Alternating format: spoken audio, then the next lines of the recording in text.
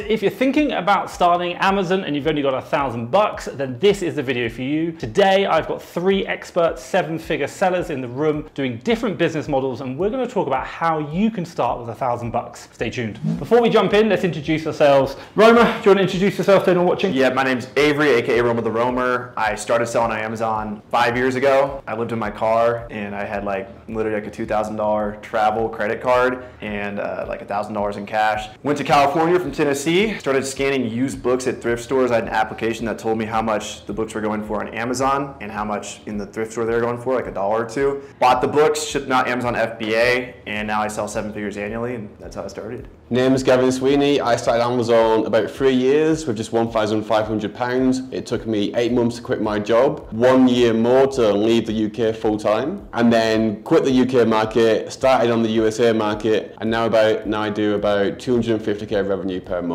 My name's Johnny Smith. I'm from the UK. I run a wholesale business. I run Amazon, eBay, Shopify. Been doing it for about 15 years. Started flipping on eBay by importing from China and selling swagways, ties, and then went into the wholesale model about 3-4 years ago. I have a warehouse in the UK and now currently traveling in the world while that's running on its own. My name's Thomas Parkinson. I built a 7-figure Amazon UK store about 5 years ago. Well, recently this year, we've got 7 figures. Same again in the USA, and obviously I've been traveling for about 5 years now. So I've done the whole online arbitrage model, and I think we all travel quite a lot. So under the underlying message, hence why we're today in Mexico City. So starting with $1,000, Roma, can you do it? Tell me the answer. 100%. You can start with $0, actually, if you start with used books. Of course, you'll pay inbound shipping to Amazon, but if you find books for free on Nextdoor, Facebook Marketplace, Craigslist, get them, scan them with an app. I use Scout IQ. Tells you how much profit you'll make on Amazon. It only tells you what books are good to send to Amazon. Take those books, pack them in a box. Amazon's program starting out, they let you have free shipping. So you ship them to Amazon. And even if they don't give you the free shipping, it's like $10. So you ship that out and then books start selling and you make money. And that's like the easiest way to get started. If you start with used books, 100% the easiest way. It's hard to fuck up. My mom does it, and my mom is like not tech savvy at all. It's by far the simplest method to get started. The items are small, you can throw them around the room, you can't break them, you don't need like special prep. So I would just say like start with used books if you're really strapped for cash. Gavin, thoughts? Yeah, so obviously I don't have a clue about books, so what I'm recommending is retail arbitrage. That's what I used, and with only 1.5k, or if you've got 1k, sorry, don't go for super expensive items that cost you like $100, because if a few of them go wrong, then you're in deep trouble, right? So maybe you want to do like $10, $20, $30 items, go for very high ROI and go as wide as possible. With RA, you can get crazy margins with a lot less competition, so I would suggest doing RA. Johnny? Yeah, I don't do books either. I'd say just keep everything in-house. Make sure you optimize your shipping to Amazon. So for instance, maximizing the box sizes so you get the best bang for your buck when you're shipping to Amazon. Go wide. I'll keep your order value a bit low so you can diversify. So if you mess up with one product, you can rely on the other products. Easily done. Just got to be very efficient. Keep it in-house, and that's it. Yeah, by the way. Yeah, I think you can definitely do it with books. I've seen many people do it. I've seen RA do it. Wholesale's a lot more challenging because generally like the higher order quantities that you see. You can do it with OA. It's a lot more challenging, and if you are going to do it again, you have to come back for those like super high ROI items, and it's just a lot more work. But they're harder to find, should we say? But you'll kind of look at there'll be much slower sellers. Which then it just makes sense to do RA, right? Because you're gonna find that stuff anyway. But then like you're gonna spend so much time traveling around, so you must put on some music, just have a blast doing it, hopefully. Yeah. And then, but I will say that doing this, when you first start Amazon, you have a honeymoon period, right? You're so excited to do it. You need to rinse that as much as possible. I'm talking if you have a full Saturday free, I'm talking like a 10-hour day to go hit all the shops. It doesn't even matter if you find anything or don't find anything as long as you learn. I remember I was traveling around London for days and days. I found nothing so many times. And then I found this one item that made me 500 quid. It was 100% ROI, it just went nuts. So it's just never giving up as well. I think with retail arbitrage, if you factor in petrol costs and you don't know where you're going, you could potentially waste a lot of money. So potentially one strategy could be to find the products in the store by looking online and then going collecting from the retail shop, and while you're there looking for other products from scanning. But in Walmart, those kind of shops, I don't think they will show the type of clearances online that they would have. because it's more like localized clearances, I believe, from overstocking and things like that. And when they get rid of stocks for new stock to come in. Because I know in America you have absolutely bonkers clearance deals. Rem, obviously you travelled the country in your car. Gavin talked about taking advantage of that honeymoon period when you've got the energy. Like, I think that's next level. Tell us about that. Yeah, so I read a blog by Caleb Roth, and he talked about doing a book trip with his wife to like Tulsa, Oklahoma. Is that a place? Some small place in Oklahoma. He made $5,000 in a weekend just going to thrift stores and libraries. So I read that and I was like, if he could do that in a weekend, what could I do in like 3 months living in my car? And I was also following like a lot of van life people. So they like pimp out their vans, put down like a bed. So I did that with my Toyota Corolla. I put down a wrestling mat from my high school and just a bed, and I started sleeping on it. At night, I had the insulation, so like you couldn't see in. I put like these window inserts, and I'd sleep in Walmart parking lots. I'd sleep in at truck stops, Starbucks parking lots, because Starbucks employees like are trained to be super nice, so they never tell you to leave. And plus they had good Wi-Fi, so that's where I'd make my shipments. But after seeing that story of him doing that, like $5,000 in a weekend, I'm like, holy shit. And so I just went to like all Goodwill. And the good thing about books is like when you go to a Goodwill or a library, the app tells you if it's good. Even if you fuck it up, it's $1, $2, you know? During that phase, you can buy a lot of bad product that's gonna lose you money. But if you do that with books, even like if you buy 100 bad books, you just wasted $200-300. That's it. Whereas with other products, if you buy it and it tanks, you may be wasting $20-30 a product, which can add up pretty fast. You waste time as well. You waste so much time. Yeah, but that's time learned. Like that's time that you learned as well. Yeah. So it's like it's a trade-off. Starting out, hustle. Like 100%, I completely agree with that. I wish I would have known about RA back then. I didn't even know it really existed. I kind of thought it was fake. I saw like Reezy resells on YouTube. I'm like, this is like a scam. Like these videos, they're edited way too nice. He's plugging a free course, like just way too good to be true. But it's all real, it's legit. Yeah, and obviously we're all evidence of it and the fact that you can do it, and obviously lots of people are. So let's kind of go back around. What I want to hear is obviously you've talked about the possibilities, like the $1,000, the model you talked about. What are the negative sides of that? What should people be careful of? Let's go back around. Johnny, obviously you talked a bit about retail, but maybe even if people are doing wholesale, like what are the things that they should be careful of? Maybe if they've got a low budget, what things should they be careful of thinking of that? I'd say it's probably the delivery fee. That could be a big percentage of your order value. So say the delivery fee is $10 and the order is 50 quid, then that's a big chunk of your order value, so you're not getting as much, again, bang for buck. So definitely delivery fee. I'd say with wholesale, you can find the occasional wholesaler that would be £250 free delivery if you're lucky and they're close to you. But most distributors and people you're probably contacting are a lot higher. So again, I still think online arbitrage is the way forward, making sure you're getting that free delivery, because that can really eat into your margin when you've only got super quick delivery too. Yeah, with OA versus wholesale. Yeah, precisely. Yeah. Especially in the UK, you get like next day, sometimes even same day delivery. It's incredible. Everybody's trying to compete with Amazon, so you have to, you know. I think I've seen it in China, like, like a drone comes in with this box, drops into a machine, and then you open the machine up, and then out comes your stuff. Like, literally, it's on demand. Yeah. Like, wow, that's incredible.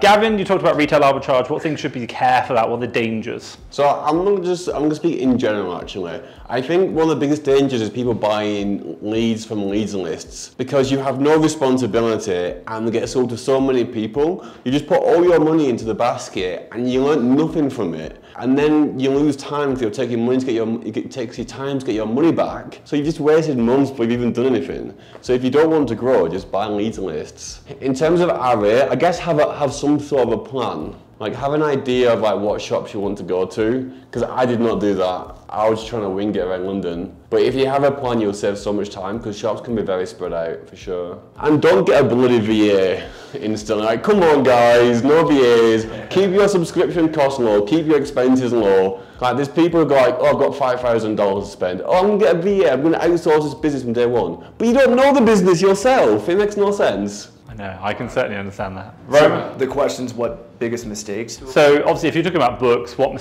things should you be careful of around book selling if they've got $1,000 to start with? Yeah, I mean with books, it's like I said, it's kind of hard to mess up. I would say it's actually the opposite mistake with books is like being too cautious. Just go super deep with books, like buy more than you think you should. But I made a lot of mistakes with OA last year. Like I used a bad prep center. Don't send your items to a prep center that you don't think is good. You can really screw yourself up. You can create a month extra of wait time or 2 months, or maybe they lose your inventory if you send it to a bad prep center. So make sure you send it to a good prep center. I would send it to yourself starting out. For OA, definitely be more careful. With books, focus on just going balls to the wall. Yeah. Can I add on that? Go. I think one of the other ways that you could potentially do it is just doing merchant fulfilled, and then you don't have to pay for cost shipping to Amazon.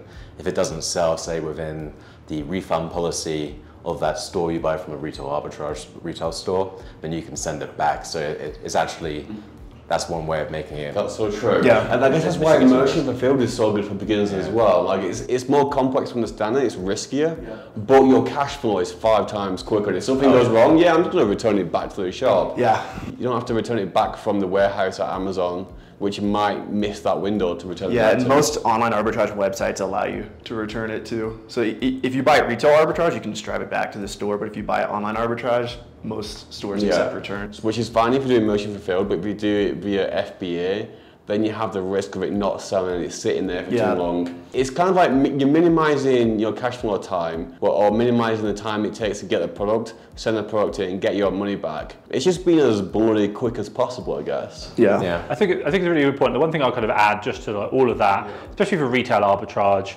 receipts. I cannot stress it enough, especially as a new seller. Amazon are likely to say, can you show us where you purchased this from? Make sure you're getting receipts, and preferably itemized receipts, which actually say with the name of the product on them, not like generic toy.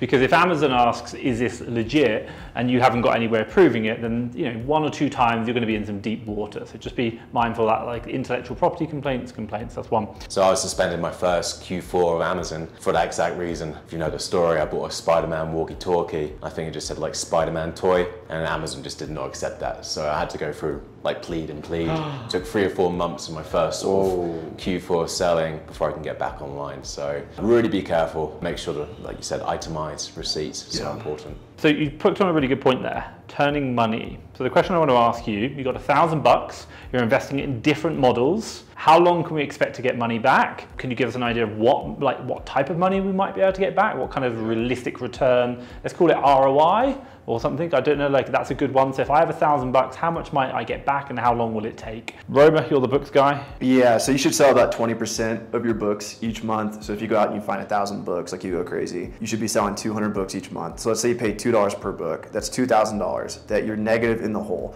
You shipped it to Amazon, now you're like $2,000, maybe negative 100 for inbound shipping. So then you should sell 200 books a month. Usually books bring back about $10 profit, which would be like maybe a $12 Amazon payout. So if you're selling 200, what's that? 200 times 400? 400 a month. So is that right?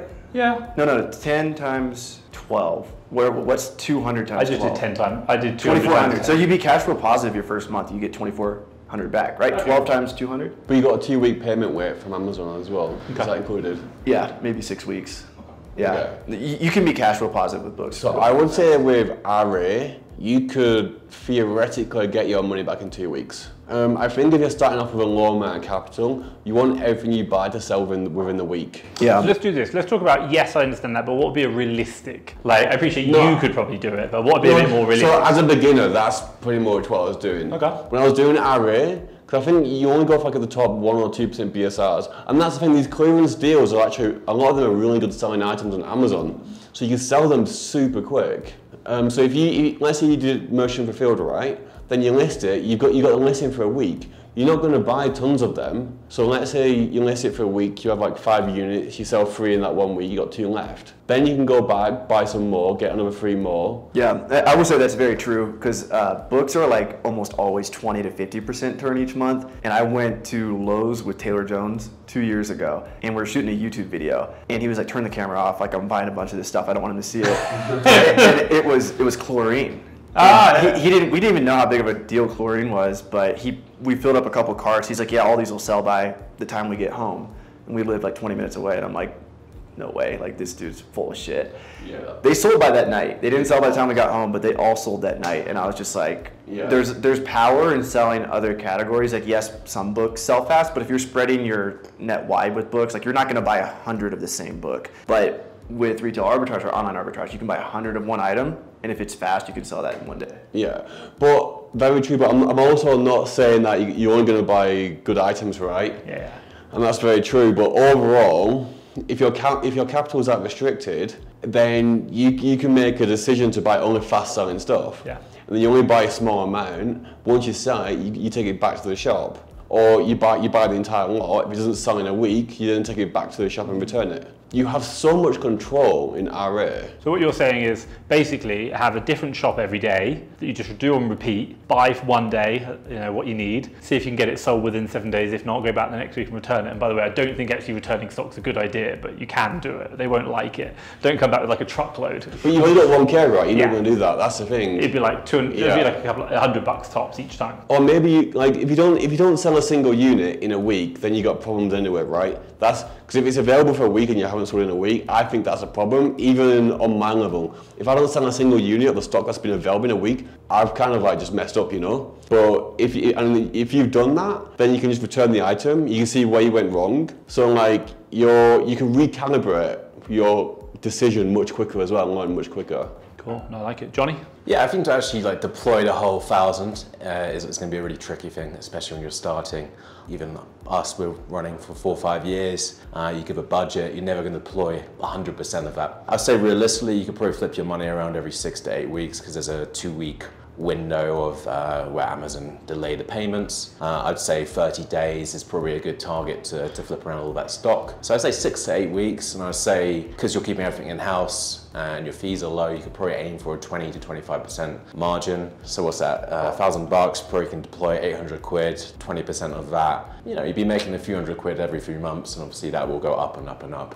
With Amazon, you get credit cards, and then that all starts to happen. But realistically, 100 to 200 quid profit in the first few months, I'd say two months. I don't know, I think you can do it much quicker, man. Like if you're going to like a Walmart or these kind of like big USA shops in the clearance sections, dude, it's insane. I think it's because you're talking a lot around doing like the FBA side, which I completely agree with. Like if you're going to do FBA and you're going to ship stock into Amazon and you haven't got time, absolutely fine. But you've got time to get it to your, in your house, then to ship it to Amazon, then to get it on sale in Amazon, and Amazon move it around their warehouses, then eventually get sold. And then obviously we all have the 2-week delay, so that's regardless of the model. But that all adds up time. But if you're doing something whereby you're merchant fulfilling, you can, as you said, you can go into the store today, and by the time you get home, it can be sold, you can ship it off. And as Gavin said, if it hasn't sold in a few days, you basically ask the question, why? Because I did something wrong, learning. And then number 2, you can take it back and buy something that now is going to sell. But we've all got that 2-week wait period. If you've only got 1K though, right? If you've got 1K, your biggest asset is your time. So just work more. It sounds annoying, but it's what you got to do. You just have to work more, right? You have 1K, just work as much as possible. And then you get to a point where you have no money. And then once you run out of money, you should still be sourcing, by the way. You should be planning your next leads. I love it. Question I just want to ask is around merchant fulfilled, because it sounds like right now there's a great opportunity with books because it's got a very high margin. Can you do books merchant fulfilled the same way, and it'd be like it could sell within the day, for example? Yeah, 100%. So what are some of the worries, or if someone's thinking like, I like books, I like RA, I like what you're talking about here, that's where I'm going. What about merchant fulfilled? What things do they need to be careful around merchant fulfilled? There's a lot of things. You got the order defect for it, right? You have to ship stuff out on time pretty quick. Yeah. And that's the thing, like I'm recommending like MF for being really quick, but you're going to spend a lot more time learning that as well, because if that goes wrong, Amazon will suspend you pretty quick. But the key is just mark it as shipped. Like if you're like freaking out, just mark it as shipped, and you can ship it the next day, 2, 3, you'll be okay. But if you let it go past due, you're screwed. Yeah. I mean, you'll be okay, but like starting out, if you have over a 5% defect rate, you have to sell like 50 to 100 just to bring it back up. So. And you should only use Amazon's partnered carrier program. Don't use anything else. Johnny, you do a lot of merchant fulfilled or seller fulfilled Prime, which is the advantage. What advice do you have, or like careful for new sellers? So 65% of my business, around 60 to 65% of it is MF. That's my ratio, MF to FBA. That's awesome. And the majority of that is seller fulfilled Prime. So for my business, I love it. Cash flow is so much faster. So good. The cash flow is incredible. I'd say the actual annoying thing is the admin. It's having to deal with the customer service. Obviously FBA, Amazon will deal with that all the returns, and Amazon will deal with the majority of the legwork when you do FBA.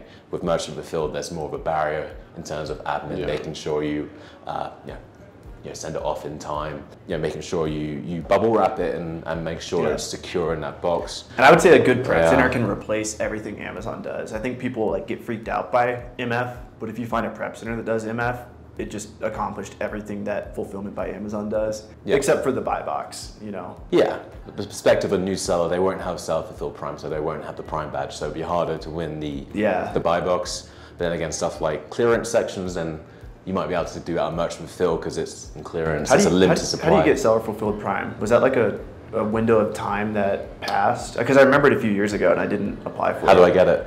Yeah, can like new sellers get it? You have to do a application for it, and you have really. Are they accepting applications right now? I believe so in the UK. Okay. I don't think they are in the US. Do you know? No, I don't know. Yeah.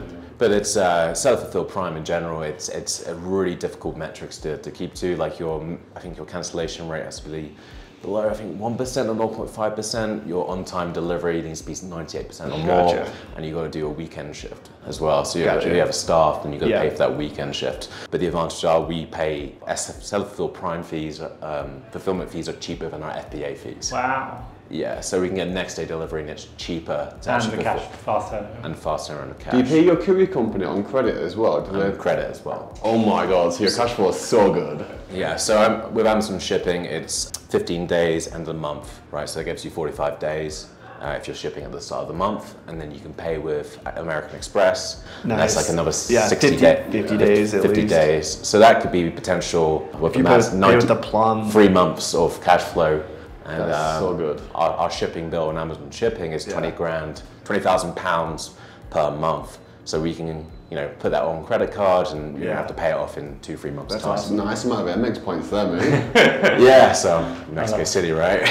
Right, let's wrap it up there. So if anyone's getting in contact with you guys, just do a quick round robin. What's the best way to contact you? Romer the Romer on Instagram, and I have starthumble.com if you guys want to sign up for a free course on exactly how to do this. It's how to make $1,000 profit in 7 days, basically spending no money. So good luck, guys. Get after it. I thought you said Bumble there. I was like, what? Yeah, my Twitter is Gavin Sweeney, but 2 Y's. You can also find me by my name on Facebook as well, Gavin Sweeney. So for me, I'm just going to pitch the podcast Business Own, which is Never Mind the Buy Box, and then through there you'll see our Facebook group, which you can join, and we post sort of regular content there. My name's Johnny Smith, so if you're going to find me on Facebook, it's going to be a little bit difficult. So Never Mind the Buy Box on YouTube. Check that out. Hit that subscribe button, guys. Hit the subscribe button. And obviously you're going to find me, Fast Track FBA, because that's where we're posting this. So guys, thank you so much. I really appreciate it. And hopefully you guys found this valuable. Drop me a comment down below if you did. Take care.